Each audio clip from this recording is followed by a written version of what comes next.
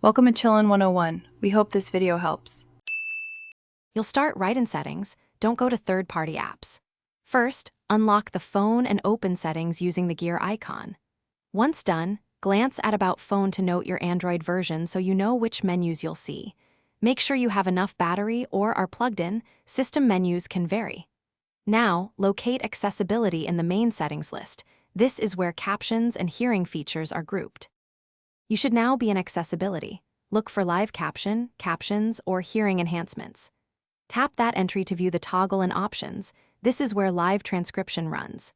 If you don't see it, use the settings search bar and type Live Caption, or check sound and vibration because some Motorola skins move it there.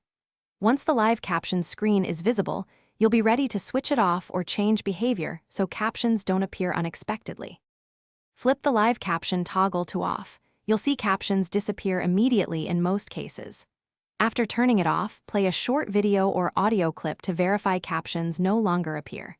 If captions persist or the toggle is missing, reboot your phone first and recheck settings. This clears temporary glitches. Make sure your system is up to date, install any pending updates, then revisit accessibility.